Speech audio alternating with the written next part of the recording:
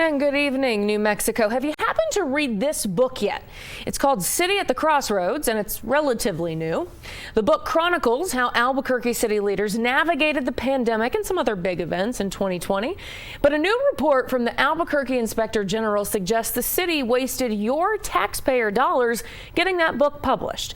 Griffin Rushton is here with a copy of the book along with that new report. So what was the point of writing this book?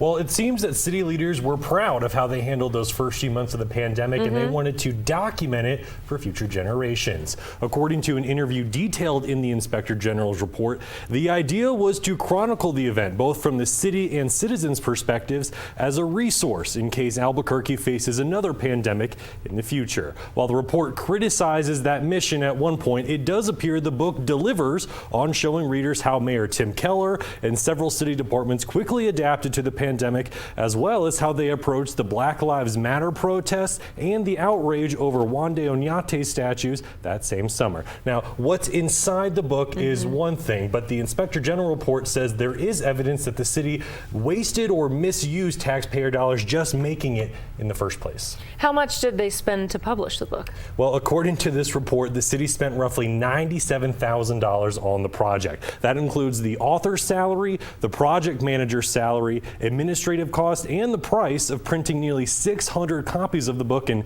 that's just what the city purchased. The report reveals only 91 more copies of the book have been sold to the public. That's at roughly $20 a piece. Now, based on those sales numbers and the total amount of money put into the project, the Inspector General's office calculated the overall cost for each copy of this book is actually around $141. Now, the report admits it may be impossible to determine the value of documenting a historical event like the pandemic, as the book does.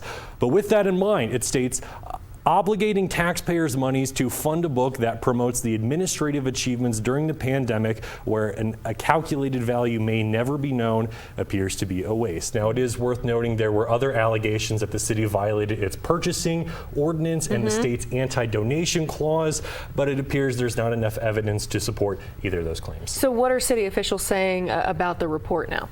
Well, the report itself includes a lengthy and scathing response from the city's Arts and Culture Department. They were the ones who oversaw the development of the book. And the department's director told us today that she still stands behind this book and supports it. Now, she added that the department strongly objects to the Office of Inspector General equating misuse or waste with profit, as it is inaccurate and misleading. And she added the OIG has demonstrated biased behavior, overreach of authority, and failure to adhere to established auditing protocols. Now, not all city leaders are upset about this. City Councilor Dan Lewis pushed for this investigation last fall, and he told us today the administration does not appear to take the findings seriously when they dismiss this damaging report as, quote, sharing their short book report. That's a quote from the actual report. He added the Inspector General should forward findings to appropriate law enforcement partners. Now, it's not clear what's going to come out of this report, but we did have one of our employees today say he's seen several copies on library bookshelves across the city. 91 copies, though, not a lot. All right, Griffin, thanks for the breakdown.